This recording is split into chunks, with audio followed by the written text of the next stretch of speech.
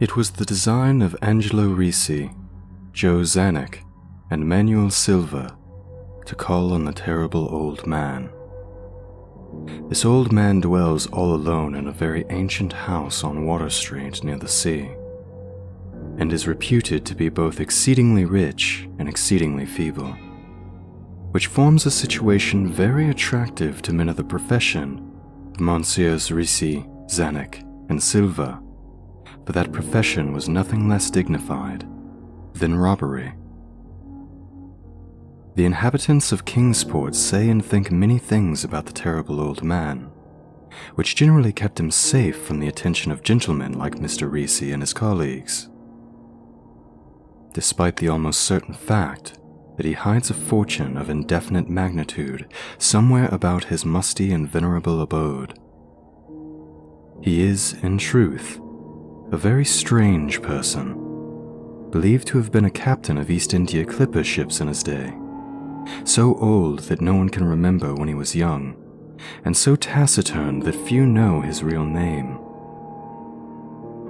Among the gnarled trees in the front yard of his aged and neglected place, he maintains a strange collection of large stones, oddly grouped and painted so that they resemble the idols in some obscure Eastern temple. This collection frightens away most of the small boys who love to taunt the terrible old man about his long white hair and beard, or to break the small paned windows of his dwelling with wicked missiles. But there are other things which frighten the older and more curious folk, who sometimes steal up to the house to peer in through the dusty panes. These folk say that on a table in a bare room on the ground floor are many peculiar bottles, in each a small piece of lead suspended pendulum-wise from a string. And they say that the terrible old man talks to these bottles, addressing them by such names as Jack, Scarface, Long Tom, Spanish Joe, Peters, and Mate Ellis, and that whenever he speaks to a bottle, the little lead pendulum within makes a certain vibration as if to answer.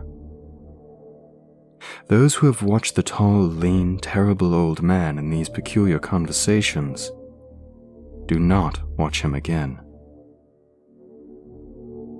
But Angelo Ricci and Joe Zanuck and Manuel Silva were not of Kingsport blood. They were of that new and heterogeneous alien stock which lies outside the charmed circle of New England life and traditions. And they saw in the terrible old man merely a tottering, old, helpless graybeard who could not walk without the aid of his knotted cane, and whose thin, weak hands shook pitifully. They were really quite sorry in their way for the lonely, unpopular old fellow, whom everybody shunned, and at whom all the dogs barked singularly. But business is business, and to a robber whose soul is in his profession, there is a lure and a challenge about a very old and very feeble man who has no account at the bank, and who pays for his few necessities at the village store with Spanish gold and silver minted 2 centuries ago. Messieurs Ricci, Zanuck, and Silva selected the night of April 11th for their call. Mr. Ricci and Mr. Silva were to interview the poor old gentleman, whilst Mr. Zanuck waited for them in their presumable metallic burden with a covered motor car in Ship Street, by the gate in the tall rear wall of their host's grounds. Desire to avoid needless explanations in case of unexpected police intrusions prompted these plans for a quiet and unostentatious departure. As prearranged, the 3 adventurers started out separately in order to prevent an evil-minded suspicion afterward. Messieurs Ricci and Silva met in Water Street by the old man's front gate, and although they did not like the way the moon shone down upon the painted stones through the budding branches of the gnarled trees, they had more important things to think about than mere idle superstition.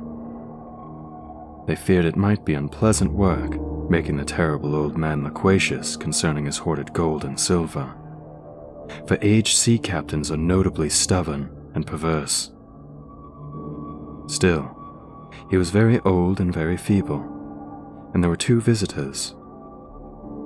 Messrs. Risi and Silva were experienced in the art of making unwilling persons voluble, and the screams of a weak and unexceptionally vulnerable man can be easily muffled. So they moved to the one lighted window and heard the terrible old man talking childishly to his bottles with pendulums. Then they donned masks and knocked politely at the weathered-stained oak door. Waiting seemed very long to Mr. Zanuck, as he fidgeted restlessly in the covered motorcar by the terrible old man's back gate in Ship Street. He was more than ordinarily tender-hearted, and he did not like the hideous screams he had heard in the ancient house just after the hour appointed for the deed. Had he not told his colleagues to be as gentle as possible with the pathetic old sea captain? Very nervously he watched that narrow oaken gate, in the high and ivy-clad stone wall. Frequently, he consulted his watch and wondered at the delay. Had the old man died before revealing where his treasure was hidden, and had a thorough search become necessary? Mr. Zanuck did not like to wait so long in the dark in such a place. But then he sensed a soft tread or tapping on the walk inside the gate, heard a gentle fumbling at the rusty latch, and saw the narrow, heavy door swing inward. And in the pallid glow of the single dim street lamp, he strained his eyes to see what his colleagues had brought out of that sinister house which loomed so close behind. But when he looked, he did not see what he had expected, for his colleagues were not there at all, but only the terrible old man leaning quietly on his knotted cane and smiling hideously. Mr. Zanuck had never before noticed the color of that man's eyes. Now he saw that they were yellow.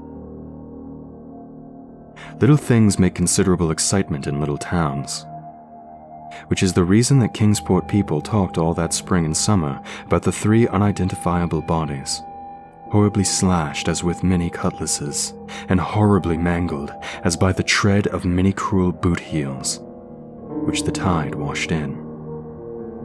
And some people even spoke of things as trivial as the deserted motorcar found in Ship Street, or certain especially inhuman cries, probably of a stray animal or migratory bird, heard in the night by wakeful citizens. But in the idle village gossip, the terrible old man took no interest at all. He was by nature reserved, and when one is aged and feeble, one's reserve is doubly strong. Besides, so ancient a sea captain must have witnessed scores of things much more stirring in the far-off days of his unremembered youth.